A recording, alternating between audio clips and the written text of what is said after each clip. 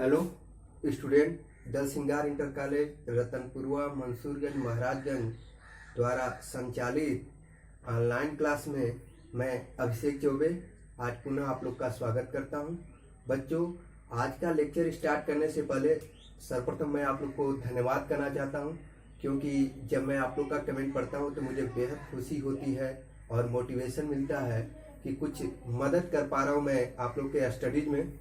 बस ऐसे ही प्यार बनाए रखें और सपोर्ट करते रहें, और साथ ही साथ इन वीडियोज को अपने फ्रेंड्स के साथ शेयर करते रहें। तो आज का हमारा टॉपिक होगा संकुलन क्षमता, पैकिंग इफिशियंसी। बहुत ही मोस्ट इम्पॉर्टेंट टॉपिक है, इस चैप्टर्स का मोस्ट इम्पॉर्टेंट टॉपिक है, महत्वपूर्ण क्वेश्चन है। तो इस चीज को बहुत ध्यान से समझिएगा और हेडिंग लगा लीजिएगा। और जो लोग पिछला वीडियो हमारा नहीं देखे हैं तो पिछला वीडियो जरूर देखें, क्योंकि जब बेसिक क्लियर रहेगा तो आगे के जितने भी लेक्चर्स हैं इजीली समझ में आएंगे। ठीक है, तो साथ ही साथ सेल्फ स्टडी भी करते रहिए आप लोग।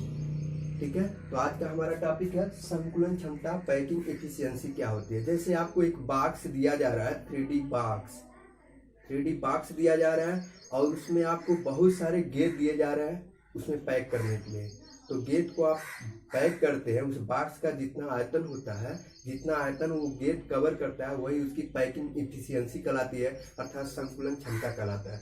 जैसे मैं यहाँ पर एक 2D बॉक्स बना रहा हूँ, ध्यान से समझिएगा आप लोग।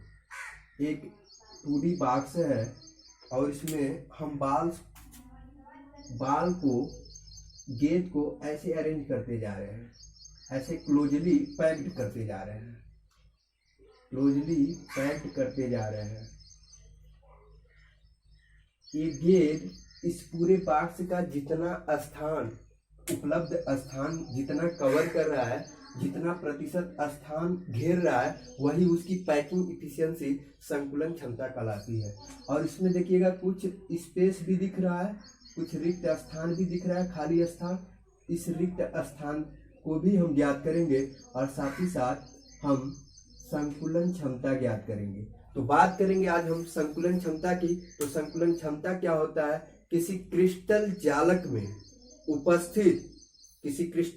में उपस्थित अवयवी कण क्रिस्टल जालक के कुल आयतन का जितना भाग घेरते हैं उसको हम संकुलन क्षमता कहते हैं। किसका? क्रिस्टल जालक का संकुलन क्षमता कहते हैं। एक बार और ध्यान से सुनिएगा।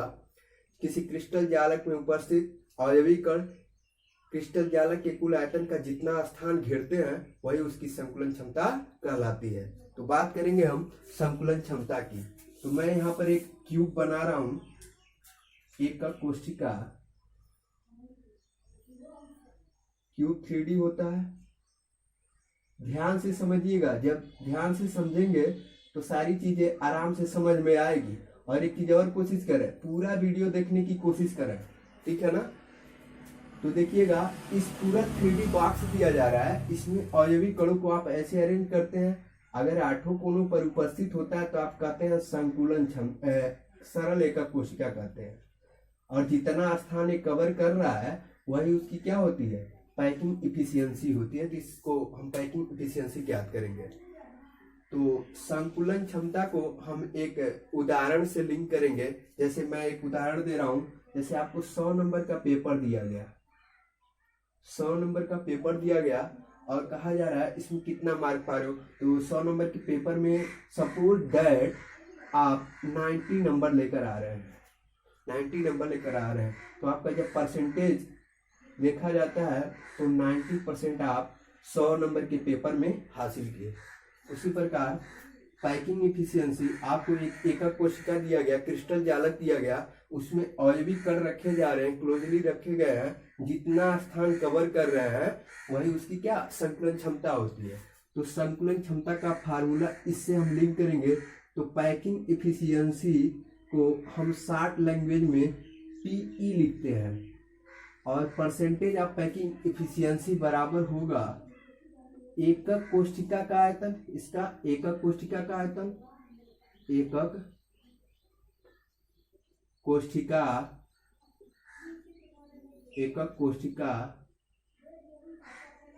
का आयतन और ऊपर अवयवी कण जितना स्थान कवर कर रहा है तो अवयवी कणों का आयतन, अवयवी कणों के आयतन, अवयवी कणों के आयतन और प्रतिशत है तो 100 से मल्टीप्लाई कर देते हैं। क्लियर। अब अवयवी कणों की संख्या इनटू एक कण का आयतन लिखेंगे। अवयवी कणों का आयतन बराबर अवयवी कणों की संख्या, अवयवी कणों की संख्या, कणों की संख्या इनटू एक कण अर्थात गोला। जैसे एटम कंस्टिट्यूएंट पार्टिकल है यहाँ पे, तो एटम स्पेरिकल होता है, गोला जो स्पेयर जैसा होता है, तो इसका आयतन अपान एकक कोशिका का आयतन, एकक कोशिका का आयतन, कोशिका का आयतन, आयतन इंटू 100। ये फार्मूला हुआ। अब आपको पैकिंग इफिशियंसी, अवयवी कणों की संख्या क्या, अब सरल एकक कोशिका के लिए, फलक केंद्रित एकक कोशिका के लिए, अंतः केंद्रित एकक कोशिका के लिए, आधार केंद्रित एकक कोशिका के लिए परमाणुओं का अवयवी कणों की संख्या कितनी होती है पिछले वीडियो में हम बता चुके हैं। जो लोग हमारा पिछला वीडियो नहीं देखे हैं उसको एक बार देखने की जरूर कोशिश करें। तो अवयवी कणों की संख्या, अवयवी कणों की संख्या को हम कैपिटल जेड से डिनोट कर देते हैं इनटू एक कण का आयतन अर्थात गोले का आयतन, एक कण का आयतन अर्थात गोले का आयतन। तो गोले का आयतन आप अनादिकाल से पढ़ते आ रहे हैं, ए सेंटर होता है, इसका जो रेडियस होता है आर, तो इसका जो वॉल्यूम होता है 4/3 पाई आर क्यूब होता है।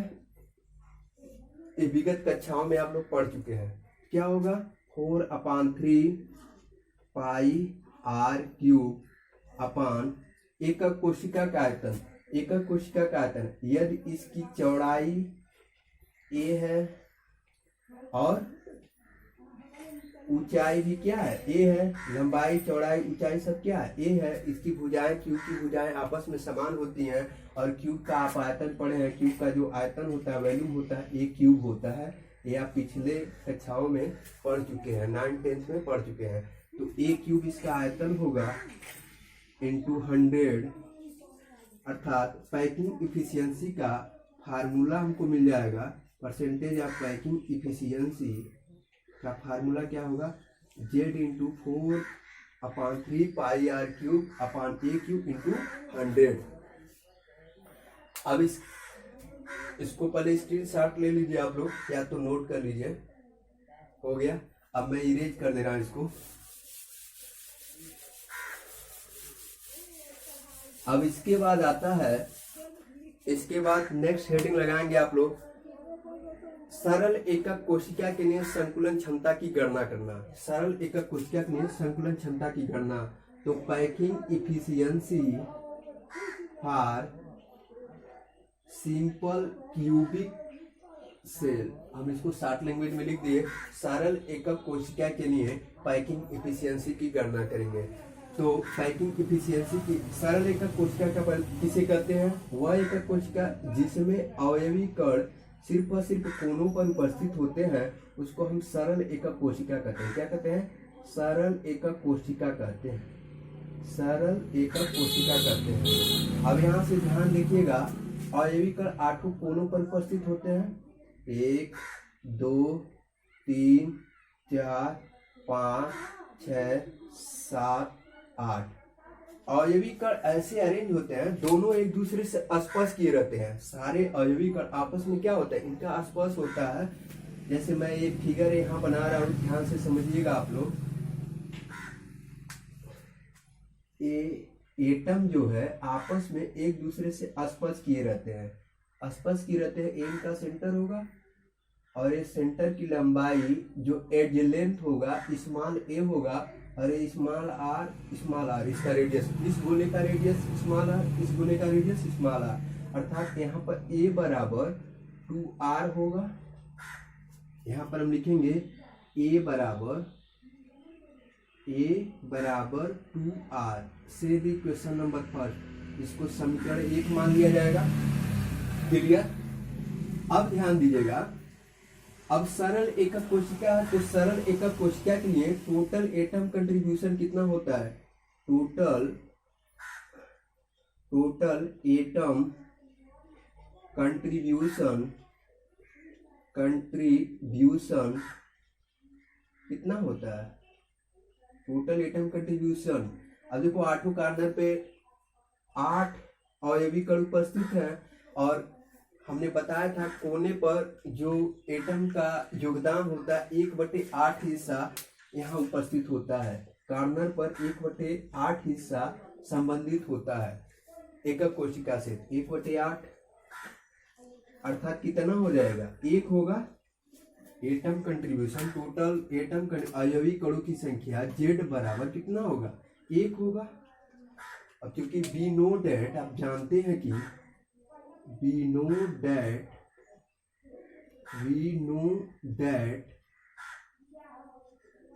know that percentage of packing efficiency is equal to Z into 4/3 pi r cube upon a cube। अभी ये सूत्र हम बताए हैं कुछ देर पहले, ठीक है। तो यहाँ पर z का वैल्यू कितना हो जाएगा? वैल्यू पुट करेंगे, this will be equal to z का वैल्यू यहाँ से 1 होगा इंटू a का वैल्यू 4/3 पाई r क्यूब, इसको हमने ऐसे लिख दिया, इंटू 100 होता है क्योंकि ये परसेंटेज है, तो 100 का मल्टीप्लाई करेंगे अपान a क्यूब का मान रख देंगे 2r का होल क्यूब होगा। a की जहाँ पे हमने 2r रख दिया, a क्यूब का होल क्यूब है तो 2r का होल क्यूब इंटू 100।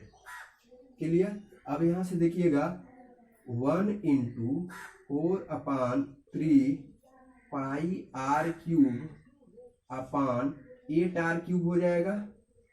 2 का होल क्यूब 8 होता है, r क्यूब इंटू 100।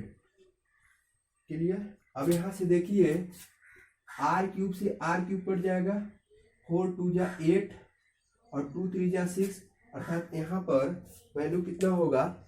यहाँ लिख रहा हूं, यहाँ पर लिख रहा हूं मैं, percentage of packing efficiency is equal to pi, यहाँ 2 3 जा 6 पाई/6 होगा इंटू 100, और पाई का वैल्यू कितना होता है?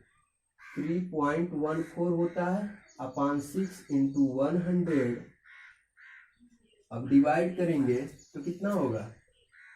52। ये न्यूमेरिकल वैल्यू आप सॉल्व कर सकते हैं, सॉल्व करेंगे तो 52.4% स्थान कवर करेगा एकक कोशिका का। किसमें? सरल एकक कोशिका में अयवी कण 52.4% स्थान कवर करेगा, घेरेगा। ठीक है। अब रिक्त स्थान देख लेते हैं, रिक्त स्थान कितना बच रहा है? तो 100 में से इतना माइनस कर देंगे, जो पैकिंग एफिशिएंसी का जो प्रतिशत आया है उसका 100 में से इतना माइनस कर देंगे तो हमको पता चल जाएगा कि रिक्त स्थान कितना है, कितना खाली स्थान है। तो रिक्त स्थान ज्ञात कर लेते हैं। रिक्त स्थान एकक कोशिका में जो रिक्त स्थान छूट रहे हैं, जो थोड़ा बहुत गैप छूट रहा है अयवी कणों के मध्य, तो उसको हम ज्ञात कर लेते हैं 100 minus 52.4, this will be equal to 6.9 में 2 जाए 7 और यहाँ 9 में 5 जाए तो 4, 47.6% स्थान खाली रहेगा, रिक्त स्थान खाली रहेगा। तो आज के लिए बस इतना ही। नेक्स्ट वीडियो में हम लोग पढ़ेंगे फलक केंद्रित तथा अंतः केंद्रित एकक कोशिका के लिए संकुलन क्षमता क्या होगा। आज के लिए बस इतना ही। हमारा आपका प्यारा सा चैनल अभी केमिस्ट्री क्लास है, प्लीज चैनल को सब्सक्राइब एंड शेयर जरूर करें और साथ ही साथ बेल आइकन दबाना ना भूलें। थैंक्स।